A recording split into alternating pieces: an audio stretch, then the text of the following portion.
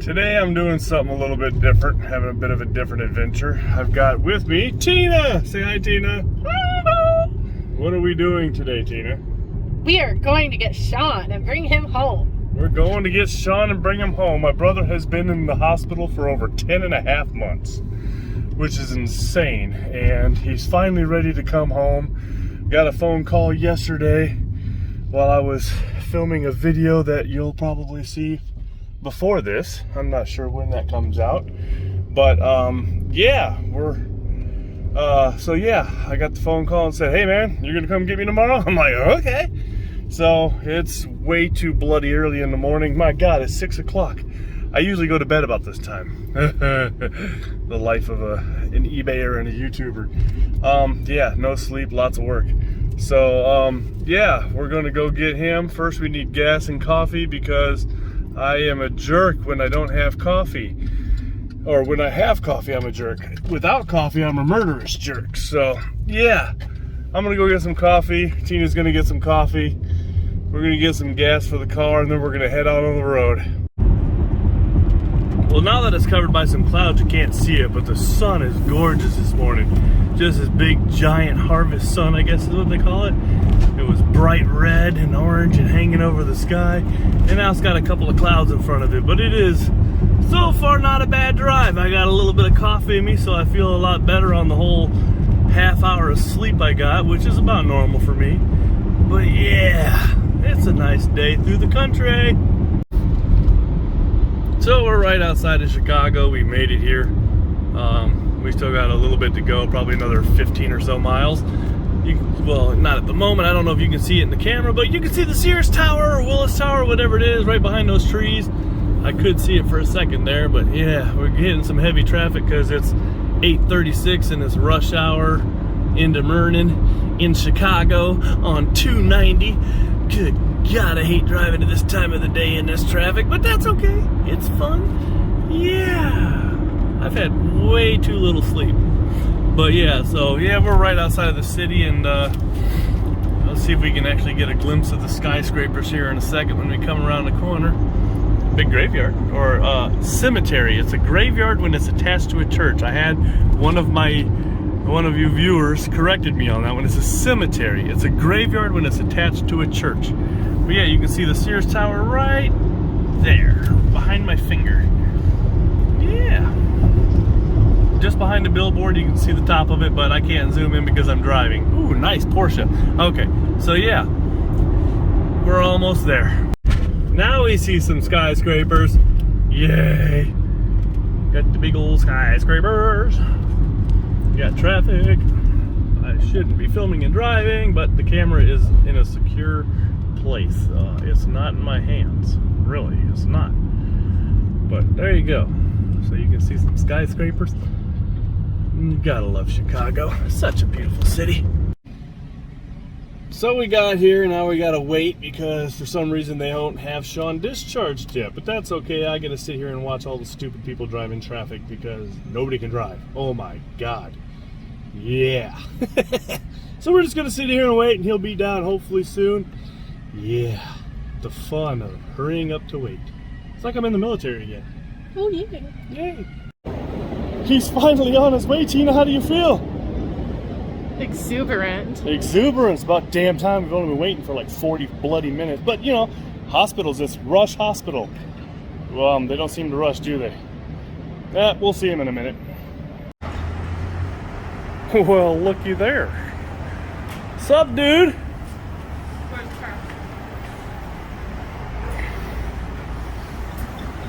You happy to be out? Where's your glasses? All right, let's get you loaded up. Oh, you finally get to see her, huh?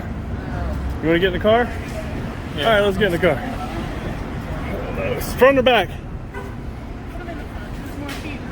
More feet room in the front. There you go.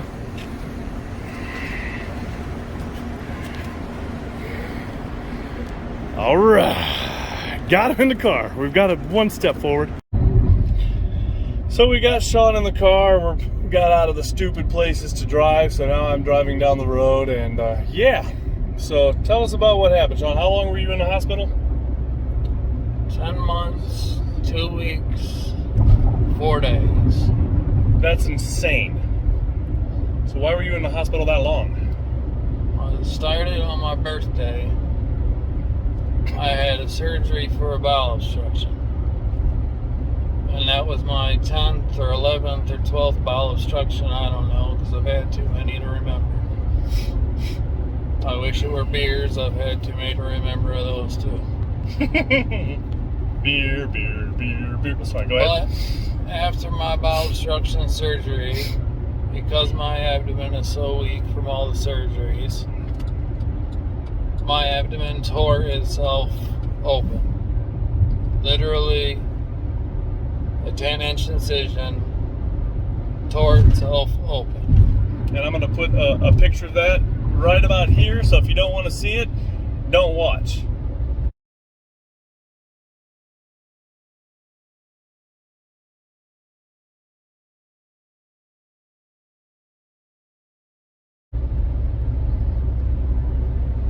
So we put mesh on that incision, or in that hole, and tried to wait for it to close.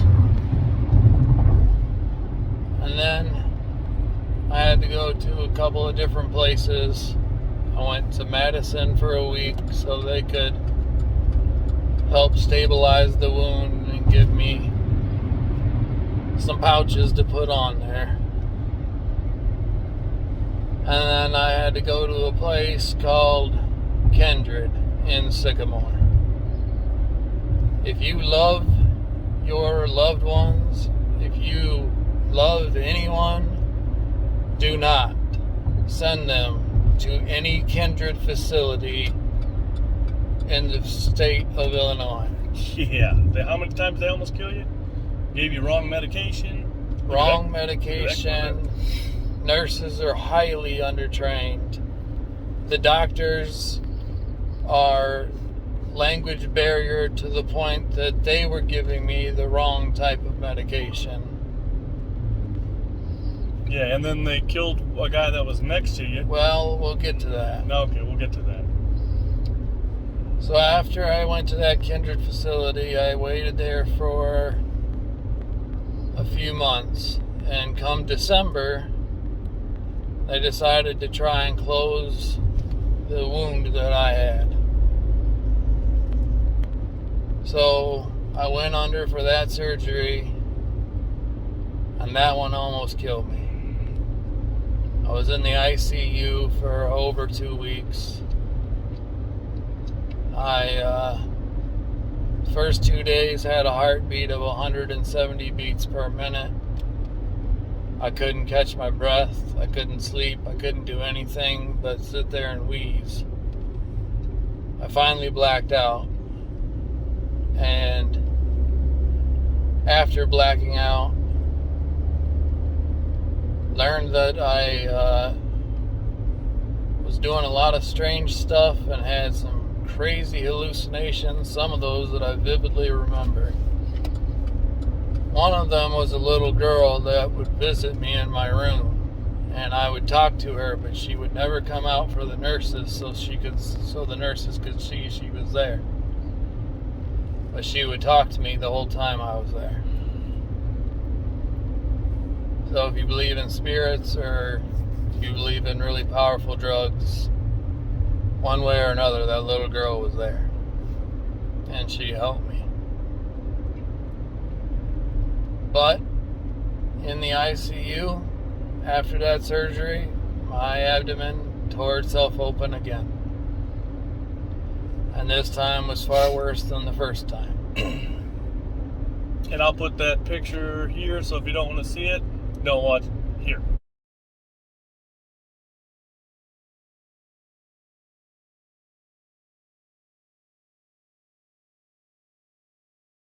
I ended up with what they call fistulas. Fistulas are open wounds into the gut where gut juices or whatever you eat or anything like that leaks out. And I'll put that video in somewhere around here, so if you don't want to see that, don't watch it. They move like little aliens? Oh, yeah. I'm not doing that. They're like little worms. That's cool. And gross at the same time. And then all this tissue right here, that's all brand new skin that's trying to come in. That's good. Obviously, that's the abdominal wall on the inside of that. That's pretty gross. Now, keep in mind, pretty much the entire time I was NPO, which means nothing by mouth. No food, no water, no drinks, no sips, no nothing. I went to another Kindred facility. Well, no, I take that back. First, my doctor threw up his hands and admitted that he didn't know what to do. He's a very good doctor, a great surgeon, I feel. He's helped me out tremendously over the years, and he didn't know what to do. Hang on one second. I got to give you guys a view of this. Oh, look at there. Oh, my God. Oh, baby. I'm going to try not to wreck the car looking at that. Oh, that is gorgeous. Dang. Hey, back to your story. So my surgeon reached out to a place called Rush University Medical Center. It's a college campus that raises doctors and nurses.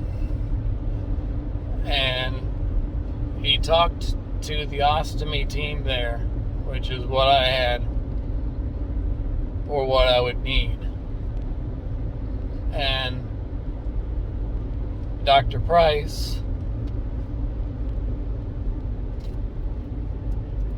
decided to take me on as a patient. And she didn't have to.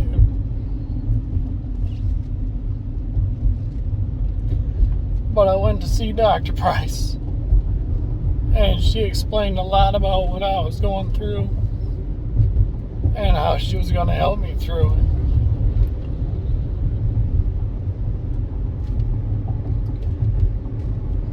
In the meantime, I had to go to another Kindred facility after visiting Rush for 2 months.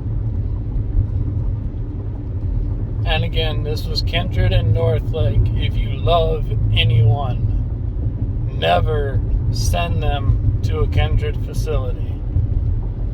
I literally listened to the nurses convince the doctors to over-sedate a patient to the point that patient died.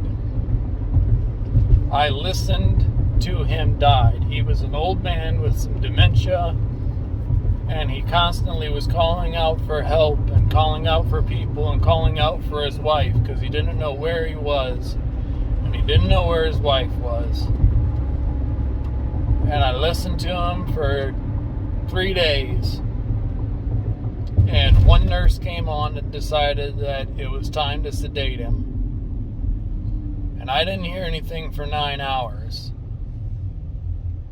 After I listened to what the nurses said in the hallway. And I apologize for the language, but the nurse said, if I have to listen to this bullshit all shift, I'm gonna fucking leave now. And then I didn't hear from that guy for the next 9 hours. The aide came in that night around 9 o'clock to take my blood pressure and my vitals. And a nurse throws open my door and asks the aide, did you take the vitals for 61? Meaning the room that the guy was in, number 61. And the aide says, well, I couldn't get a blood pressure reading off him, and his temperature was really low. And the nurse says, yeah, that's because he's dead. And walked out of my room. How do you not know somebody's dead when you're doing blood pressure and temperature? I mean, how stupid! Anyways. If you know anything about HIPAA laws, you know that nurse fully 100% violated HIPAA laws. As my brother said, the lady doing vitals, How do you not tell someone is dead unless they sedated him to the point that he was already there? I heard a code call shortly after that. I heard that they revived him. I didn't hear anything from him the next day. In the afternoon, another code was called, and that time he did not come back. They 100% killed that man, and I had to listen to it.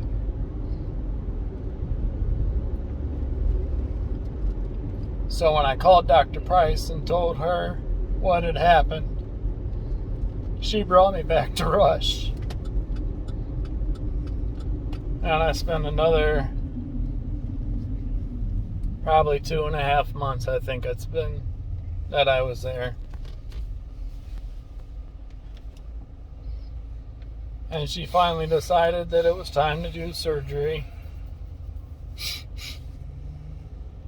And this time I came out and I had some complications, but I didn't have to go to the ICU. I was in a level of care a little bit below that. And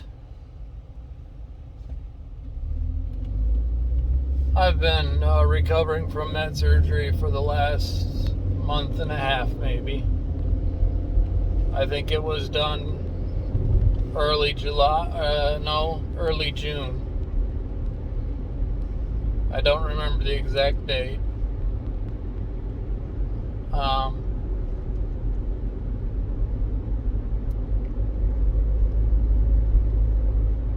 But I'm finally going home.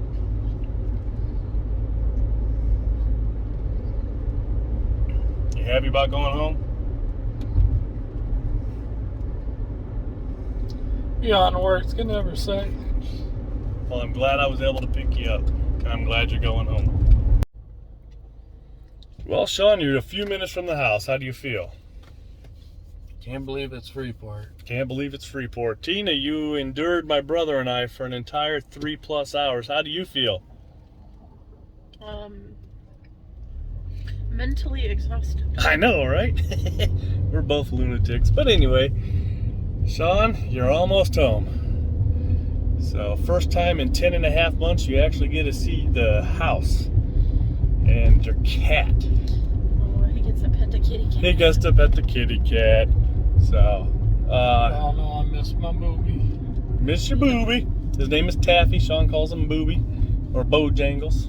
But, you know, He'll be happy to see you. he'll be very happy to see you. So, thanks for watching the video, guys. I hope you appreciate I hope you appreciate it, because as long as Sean spent in the hospital, he needed something to honor that. Go ahead and give the video a thumbs up. Subscribe if you've never subscribed. Hit the notification bell. Leave a comment. Thanks for watching.